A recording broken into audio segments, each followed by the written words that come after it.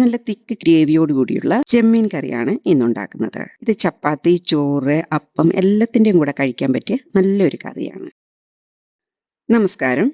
എല്ലാവർക്കും ഷൈനി വിഷനിലേക്ക് സ്വാഗതം.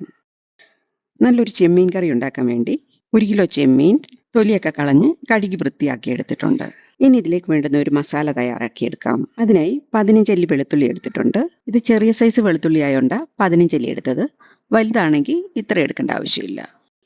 പിന്നെ വലിയൊരു കഷ്ണം ഇഞ്ചി പെട്ടെന്ന് അരഞ്ഞു കിട്ടാനായി ചെറിയ കഷ്ണങ്ങളാക്കി എടുത്തിട്ടുണ്ട്. ഇതും ഇട്ട് കൊടുക്കാം.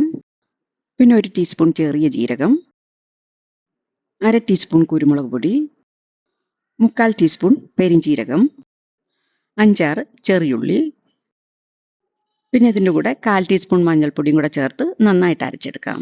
ഇത് അരച്ച് മാറ്റി വെച്ചിട്ട് പിന്നെ ചീനച്ചട്ടി അടുപ്പത്ത് വെച്ച് 3 ടേബിൾ സ്പൂൺ വെളിച്ചെണ്ണ ഒഴിക്കാം. വെളിച്ചെണ്ണ ചൂടായി വരുമ്പോൾ ഇതിലേക്ക് 1 ടീസ്പൂൺ കടുകിട്ട് പൊട്ടിക്കാം. പിന്നെ കുറച്ച് കറിവേപ്പിലയും അതോടൊപ്പം 2 വറ്റൽമുളക് കൂടെ ചേർത്ത് മൂത്ത് വന്നാൽ 3 സവോള ചെറുതായി അരിഞ്ഞത് കൂടെ ചേർക്കാം.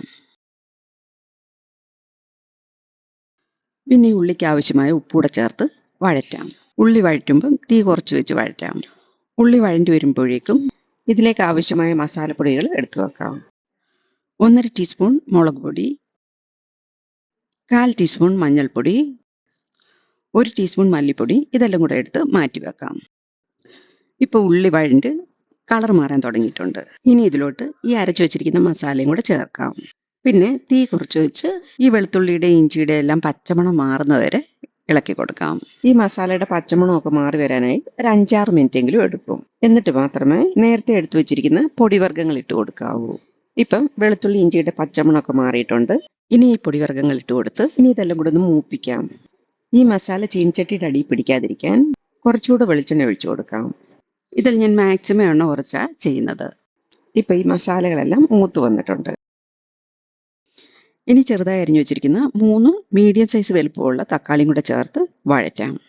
ഇതിലൂടെ ഒരു പച്ചമുളക് കൂടെ 2ആയിട്ട് മുറിച്ചിട്ടിട്ടുണ്ട്. 1-2 മിനിറ്റ് കൊണ്ട് തന്നെ തക്കാളിയൊക്കെ നന്നായിട്ട് വഴണ്ടി വന്നിട്ടുണ്ട്. ഇനി ഈ കഴുകി വാരി വെച്ചിരിക്കുന്ന ചെമ്മീനൂടെ മസാലയിലോട്ട് ഇടാം. എന്നിട്ട് ഇതെല്ലാം കൂടെ നന്നായിട്ടൊന്ന് ഇളക്കി യോജിപ്പിക്കാം. മസാലയൊക്കെ ചെമ്മീനിൽ നന്നായിട്ട് ആയിട്ടുണ്ട്. ചൂടായി വന്നപ്പോഴേക്കും ഇതിൽ നിന്ന് ഈ ചെമ്മീനിൽ നിന്ന് വെള്ളമൊക്കെ ഇറങ്ങി തുടങ്ങിയിട്ടുണ്ട് ഇതുപോലെ. പിന്നെ ഇതിലേക്ക് ആവശ്യത്തിനുള്ള ഉപ്പൂടെ ചേർത്ത് കൊടുക്കാം. ഇപ്പം ഈ ഗ്രേവിയൊക്കെ ലൂസായി വന്നിട്ടുണ്ട്. ഇതുപോലെ ചെമ്മീനിലെ വെള്ളമൊക്കെ ഇറങ്ങിയതിന് ശേഷം വേണം നമുക്ക് കറിക്ക് എത്ര ഗ്രേവി ആവശ്യമാണോ അതനുസരിച്ച് വെള്ളം ചേർത്ത് കൊടുക്കേണ്ടത്. ഞാനിതിപ്പം കുറച്ച് വെള്ളം മാത്രമേ ചേർക്കുന്നുള്ളൂ. അധികം ചാറൊന്നുമില്ലാതെ തിക്ക് ഗ്രേവിയോടുകൂടിയുള്ള കറിയാണ് ഉണ്ടാക്കുന്നത്. നമുക്ക് നല്ല ചാറോടുകൂടിയുള്ള കറിയാണ് വേണ്ടതെങ്കിൽ ഈ സമയം അതനുസരിച്ചുള്ള വെള്ളം ചേർത്ത് കൊടുത്താൽ മതി. ചെമ്മീൻ അധികം വേവൊന്നുമില്ല, പെട്ടെന്ന് തന്നെ വെന്ത് കിട്ടും. ഒരു 15 മിനിറ്റിനുള്ളിൽ ചെമ്മീൻ വെന്ത് കിട്ടും. ഇനി അടച്ചു വെച്ച് വേവിക്കാം. കുറേ നേരം അടുപ്പത്ത് വെച്ച് തിളപ്പിച്ച് കഴിഞ്ഞാൽ ഒരു റബ്ബർ പോലെ ആയിത്തീരും. ഇത് ഇടയ്ക്ക് 1-2 പ്രാവശ്യം തുറന്ന് ഞാൻ ഇളക്കിയൊക്കെ കൊടുത്തിട്ടുണ്ടായിരുന്നു. 10-15 മിനിറ്റ് ആയപ്പോഴേക്കും കറിയിലെ എണ്ണയൊക്കെ തെളിഞ്ഞു വന്നിട്ടുണ്ട്. ഇതൊരു ഹിൻഡാലിയം പാത്രമാണ്. അലുമിനിയം, ഹിൻഡാലിയം പോലുള്ള പാത്രങ്ങളിലൊക്കെ നമ്മൾ കുക്ക് ചെയ്ത് കഴിഞ്ഞാൽ കറി വെന്ത് കഴിഞ്ഞാൽ ഉടൻ തന്നെ വേറൊരു പാത്രത്തിലോട്ട് മാറ്റണം. അല്ലാന്നുണ്ടെങ്കിൽ ഈ എരിവും പുളിയൊക്കെ കാരണം കുറെ നേരം ഈ ചീൻചട്ടി തന്നെ കറി ഇരുന്ന് കഴിഞ്ഞാൽ ഈ പാത്രത്തിൽ നിന്നുള്ള കെമിക്കലുകൾ കറിയിലിറങ്ങും. അത് നമ്മുടെ ശരീരത്തിന് നല്ലതല്ല. ഇനി ഇതിന് മുകളിലോട്ട് കുറച്ച് കറിവേപ്പിലയും കൂടെ വിതറി, മല്ലിയില വേണേൽ മല്ലിയിലയും കൂടെ വിതറി ഇനി സ്റ്റൗ ഓഫ് ചെയ്യാം. ഇതുണ്ടാക്കി ഉടൻ കഴിക്കുന്നതിനേക്കാട്ടിൽ രുചി കുറഞ്ഞത് 3-4 മണിക്കൂർ കഴിയുമ്പോഴായിരിക്കും. അന്നേരം ഈ തക്കാളിയുടെ മസാലയുടെ ഒക്കെ ടേസ്റ്റ് ചെമ്മീനെ പിടിച്ച് കറിക്ക് നല്ലൊരു രുചിയായിരിക്കും. അപ്പോൾ നിങ്ങൾക്ക് എൻ്റെ വീഡിയോ ഇഷ്ടമായാൽ നിങ്ങളുടെ ഫ്രണ്ട്സിനും റിലേറ്റീവ്സിനും കൂടെ ഷെയർ ചെയ്ത് കൊടുക്കാൻ കൂടെ മറക്കണ്ട. Thank you.